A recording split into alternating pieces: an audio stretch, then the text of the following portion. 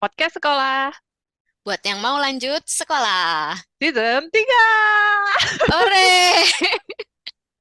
Kayak ada yang nonton aja udah sampai season 3.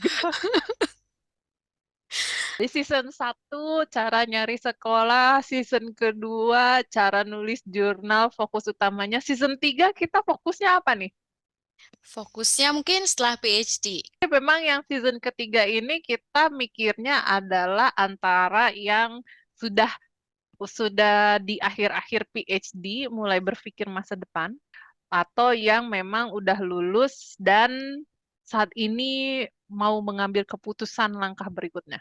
Oleh karena itu, topik untuk episode ini adalah karir setelah PhD. PhD. Dan berhubung kalau saya sudah punya karir dari sebelum PhD Apa karir Anda? sebagai akademia. Akademia mah istilah ini ya, istilah istilah keren di luar ya. Kalau di Oh. Indonesia mah jatuhnya apa? Dosen. Sekarang kan ngomongin apa yang bisa dikerjain setelah PhD. Nah, Mm-mm. kayaknya tuh kalau di Indonesia masih ini ya, masih apa sih? Masih minim pilihan, ya nggak sih? Ya. Kalau misalnya lu PhD berarti ya udah dosen atau peneliti, tapi tetap kayak PNS di BRIN atau Mm-mm. lembaga-lembaga Udah, peneliti lain di semua udah Indonesia jadi ya. BRIN Oh, udah semua. jadi BRIN ya. Udah. Kayaknya kan cuma ke situ ya. Cuma Heeh, kan kalau misalnya PhD-nya di luar, terus emang kemungkinannya nggak akan kembali ke Indonesia, itu kan kayaknya pilihan karirnya lebih banyak nggak sih? heeh, benar, benar. Karena kayaknya kalau di Indonesia, termasuk gue ya sebenarnya mindsetnya adalah lu kalau bukan jadi dosen ngapain PhD sih? Iya sih bener. Sama kayaknya emang kebutuhan di Indonesia mungkin belum nyampe ke situ nggak sih? Mm-mm. Kayak yang ya udah cepet lulus dulu aja gitu, atau S1 atau sekolah vokasi terus siap kerja ya udah gitu kan. Mm-mm, mm-mm. Jadi ya emang pasarnya mungkin belum ada kali ya, pasar. Sok tahu banget Sebenarnya gue. bukan pasarnya sih, kayaknya mungkin berarti kan kalau bukan jadi dosen yang akan menyerap industri ya. Mm-mm. Industrinya yang memang kayaknya bukan requirementnya PhD. Karena gue ingat supervisor gue waktu yang S3, si Mas Mm-mm. E itu, Mm-mm.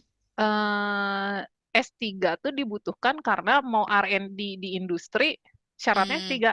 Sedangkan kalau di Indonesia R&D S1 pun bisa. Mm. Sama ini juga nggak sih? Kayaknya ada kesan di Indonesia atau di beberapa negara kalau PhD itu ya termasuk di UK juga, PhD itu dianggapnya student gitu kan. Jadi Ah, kayak betul-betul. lu lulus PhD itu nggak punya pengalaman kerja.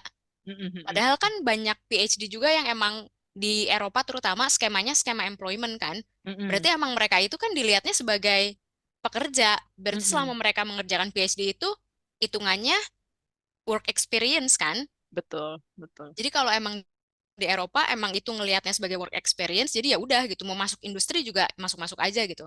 Kalau Mm-mm. di tempat lain mungkin itu student nggak tahu apa-apa gitu. Jadi emang ya mungkin males juga meng-hire-nya kali ya. Sebagai lu udah nyari-nyari nih, setelah kan yang udah PhD lu ya. Jadi apa yang ingin Anda lakukan setelah PhD? Gue juga nggak tahu sih sebenarnya gue maunya apa. Jadi pas lagi stres-stresnya PhD itu yang ada di pikiran gue, pokoknya gue harus keluar dari akademia secepat-cepatnya gitu kan. Eh, Terus ya udah gue apply-apply, sempat dapat interview dan pada saat itu interviewnya datangnya dari consulting firm sama dari industri juga. Setelah lu kerja agak lama tuh trade off-nya bukan cuma kayak oh gajinya berapa, oh hmm, ini institusinya apa gitu. Kayak banyak pertimbangannya juga kayak oh yang ini lebih santai, yang ini kayaknya pressure-nya lebih tinggi. Ya yang ini bayarnya nggak begitu banyak tapi ya udahlah gua nggak stres gitu kan. mm-mm, mm-mm. Jadi emang trade off-nya banyak terus ya udah jadi lebih yang nggak usah ngoyo deh apakah harus apa sih consulting firm Big Four gitu-gitu Hmm. gitu. Nah, ini gambar yang lu tampilkan sekarang nih. Wah, ilmiah ini kayaknya sumbernya ini. Ilmiah. Eh, Jadi ini orang yang nulis ini adalah dia asisten profesor apa-apa gitu ya. Pokoknya dia profesor di universitas di UK. heeh. Dia jurusan eh, psikologi. Jadi yang dia tampilkan ini sebenarnya data yang dia kumpulkan untuk lulusan psikologi. Tapi sebenarnya Oh, ini kalau dilihat-lihat ya tetap applicable lah buat lulusan PhD jurusan apapun gitu. mm-mm, mm-mm. Jadi bisa dilihat di gambar ini kan kalau misalnya udah lulus PhD, ya cabang besarnya dua gitu kan, akademik atau non-akademik. Nah dari situ nanti lu bisa memperdalam lagi. Hmm. Akademik di sini kalau misalnya di eh, Eropa memang ini ya mereka tuh biasanya emang kepisah ya research atau teaching. Kalau di Indonesia kan yang namanya akademia kalau bukan yang peneliti BRIN itu research dan teaching tuh proporsinya harus sama kan. Tapi kalau misalnya di Eropa kan kalau misalnya dia memang jalurnya research ya emang fokusnya research aja. Sedangkan kalau teaching Mm-mm. ya emang teaching aja dia nggak riset gitu kan. Uh-uh. Nah, kalau di tempat gua kebetulan dia tracknya ada tiga. Kalau seingat gua, research, teaching, sama tenure track. Jadi kalau tenure track Hmm. ya profesor-profesor. Kalau yang teaching emang fokus yang ngajar, yang riset ya udah riset aja gitu. Jadi lu Hmm. mau fokusnya kemana, tapi nanti biasanya tetap diminta untuk ngerjain yang lain gitu. Kayak gua fokusnya ke research gitu kan, Heeh. tapi tetap aja gue diminta buat ngajar gitu. Kalau emang kebetulan apa sih namanya ilmu yang gue tahu Mm-mm. bisa dipakai buat di kelas, nah itu gue bisa diminta gitu. Tapi tetap kerjaan utamanya tetap yang bagian riset gitu. Kalau misalnya di sini biasanya kalau misalnya ngomongin tenur itu yang emang tujuannya buat jadi ke profesor kan. Mm-mm. Soalnya posisi research dan teaching pun lu tetap bisa dapat permanen. Cuma Mm-mm. fokusnya di riset dan teaching. Kalau tenur itu kan lu bisa dapat permanen, tapi nanti lu arahnya menuju ke professorship kan, iya nggak sih? Heeh. Tapi Ya memang itu. kalau di asing mah emang tenure track tuh artinya memang dia untuk dipersiapkan ini ya. Maksudnya si universitasnya ngerekrut dia itu memang tuh sudah gitu bakalan ngasih gelar profesor kan gitu kan. Ya, Posisi profesor tujuannya ke maksudnya. situ. Hmm. Kayak dari asisten, associate, terus nanti jadi full profesor. Ya, Itu adalah tenure. ya. Jadi itu pertama kan, Mm-mm. akademik. Nah, di akademik nanti cabangnya ada research, teaching, dan tenur. Nah, sekarang Heeh. kita ngomongin non-akademik. Bisa Ya. ngapain aja nih? Di sini sih sebenarnya kalau non akademik tetap kaitannya agak-agak mirip akademik, tapi kayak settingnya beda ya. Di sini itu maksudnya di mana? Ini di Sangkiplot ini, karena kan Heeh, sebagai apa nih akademik adjacent, berarti apa tuh? Berarti kan dia sebenarnya tetap di area saintifik nggak sih? heeh, heeh. Cuma settingnya bukan universitas gitu kan? Heeh. Jadi bisa research infrastructure, Mm-mm. advokasi, interpersonal, technical, research. Ini ketahuan banget gue hanya menunjukkan Sankey diagram tanpa membaca artikelnya dengan seksama. Nah, ini yang research infrastructure ini yang advokasi, research support, nggak research Mm-mm. support ya, tapi kayaknya yang advokasi, policy advokasi. Ini juga kalau di Indonesia dosen yang banyak ngerjain. Tapi itu biasanya proyek terpisah nggak sih dan banyak duitnya? Iya, jadi emang ada yang ngasih dana dari pemerintah biasanya. Pemerintah Hmm, yang ngasih dana, terus udah gitu yang ngerjain adalah ya si dosennya itu untuk yang advokasinya, policy advokasi itu. Kalau yang bukan bukan ke kampus itu mungkin yang temen gue si Aci itu dia mm-mm, kan NGO. mm. Nah, NGO tapi dia juga yang tetap ada riset-risetnya kan. Kayaknya masuknya yang research infrastructure juga deh. Terus ini yang technical nih gue rasa kayak lab lab swasta jatuhnya. Hmm, iya iya iya iya iya. Nah, tapi ini nih, yang outreach nih, yang ini yang gue sebenarnya gue pengen adik gue masuknya ke situ tuh. Outreach yang science communication. Lu tahu konsultan buat yang bagian communication bisa dibayarnya berapa? Bisa ratusan juta. Oh ya ampun, itu biasanya dia kayak freelance terus di hire sama industri buat Jadi, menerjemahkan. nah gue nggak tahu apakah freelance atau dia tuh emang kayak punya, ya dia bikin setup company sendiri aja gitu. Mm-mm, Gue nggak mm-mm, tahu ya. mm-mm, mm-mm. Tapi yang gue tahu adalah karena kan gini, antara riset sama industri itu suka ada gap. Ya susah memahaminya. Heeh. Dan kadang misalnya si industri ini dia punya R&D sendiri. Mm, Si R&D ini udah ngasih tahu nih sebenarnya ke pihak manajemen, ini tuh hasil penelitian kita ini loh gitu. Terus misalnya si pihak manajemennya ini termasuk marketing pengen terus mengiklankan kan. mm-mm.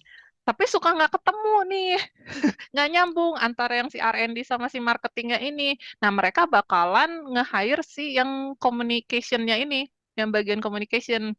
Jadi Mm, sisi communication ini bakalan belajar ke bagian R&D sebenarnya hasil penelitian mereka itu apa. Setelah mereka paham, terus mereka ngejelasin ke bagian marketing pakai yang bahasa yang benar-benar bakalan dipahami oleh umum.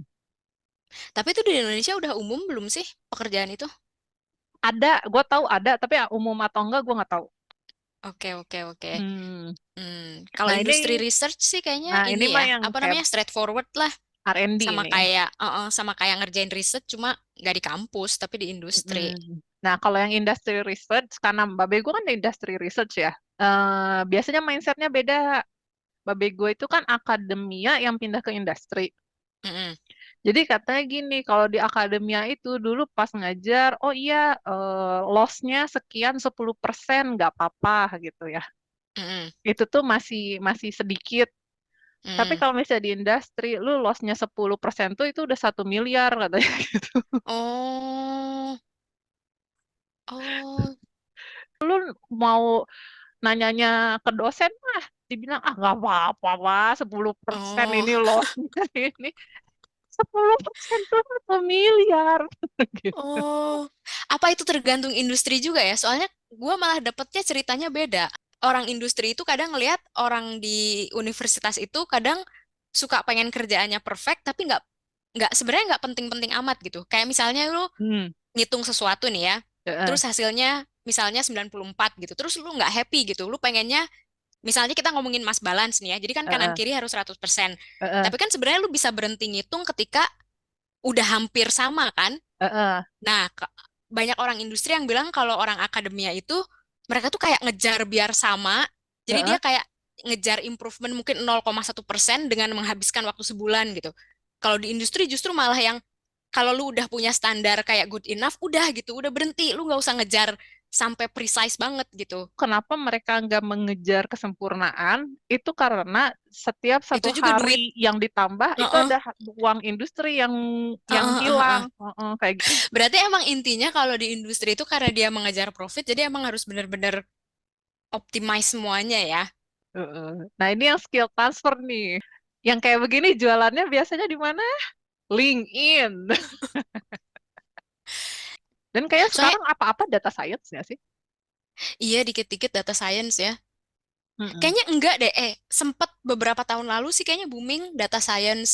Kayaknya tetap dibutuhkan, cuma kayaknya nggak se-booming tahun berapa ya? 2015 lah, itu kayaknya peak banget yang bootcamp di mana-mana, orang pengen switching karir. Mm-mm. Karena emang ini sih gajinya gede kan kalau misalnya yang udah benerannya mah. Iya, jadi kalau yang terakhir yang skill transfer itu sebenarnya lu nggak pakai, kan ini dia ngomongin lulusan psikolog ya. Mm-mm. Jadi dia nggak ngomongin apa sih namanya technical knowledge yang lu punya sebagai seorang, sebagai Psikolog. lulusan psikolog, tapi emang transferable skill yang emang lu dapet selama lu melakukan riset lu gitu. Kan lu Mm-mm. ngolah data, terus manage project. Jadi sebenarnya lu tetap bisa kerja dimanapun dengan transferable skill yang lu punya gitu. Jadi apa Mm-mm. itu bisa jatuhnya di industri, bisa jatuhnya di NGO, bisa jatuhnya di government kan? Mm-mm. Mm-mm. Terus yang ini yang project Gitu. management, gue rasa project management ini banyaknya di Western deh. Karena ada temen Hmm. gua yang anak PhD, dia itu part time sebagai project manager emang. Dia Heeh. PhD di kampus gua, tapi dia Hmm. sebagai project manager di kampus lain, Oh. untuk riset lain di kampus lain gitu. Hmm. Kalau Iya yang soalnya. gua denger-denger Heeh. mah intinya dia cuma nagih-nagihin ini doang deh kayaknya. Iya jadi koordinator. Soalnya Iya kayak ya. kalau gua ngerjain project di sini juga pasti ada project manajernya. Dia nanti yang kayak ngitung budgetnya masih ada berapa, Heeh, si ini harus ngerjain apa, deadline-nya kapan, heeh. koordinasi sama orang dari universitas lain gitu. Terus gua Oh, kadang-kadang suka apa ya, emang gue hater aja sih pada intinya. Gue suka heeh, ngerasa, ih project manager nggak perlu-perlu amat, orang gue selama ini juga manage diri gue sendiri gitu, dalam artian dia nggak ada pun kerjaan gue akan tetap kelar dan deliver dengan bener gitu. Nah, dan kalau lu ngerjain PhD kan emang udah biasa kayak juggling multiple things at the same time kan. heeh, Jadi sadar nggak sadar sebenarnya lu udah ini kan kayak set timeline heeh. sendiri, terus apa bikin Bener, Gantt chart, kapan ini harus dikerjain gitu. bener, Jadi bener. sebenarnya naturally emang skillnya ada gitu. Iya, berarti emang chance-nya anak PhD sebagai project manager ini tinggi karena sudah biasa. Heeh. Heeh, Cuma harus selling ini aja, selling skill, misalnya lu apply ke industri, terus ada emang orang lain yang sebelumnya udah biasa jadi project manager di industri gitu kan. heeh, heeh, bener-bener. Oke deh, kalau begitu Mm, mm, mm, mm. nanti gimana pandangan kita berdua tentang berkiprah di luar negeri atau tinggal di luar negeri itu nanti bakal dibahas di episode berikutnya. Podcast sekolah. Buat yang mau lanjut sekolah. Dadah. Dadah.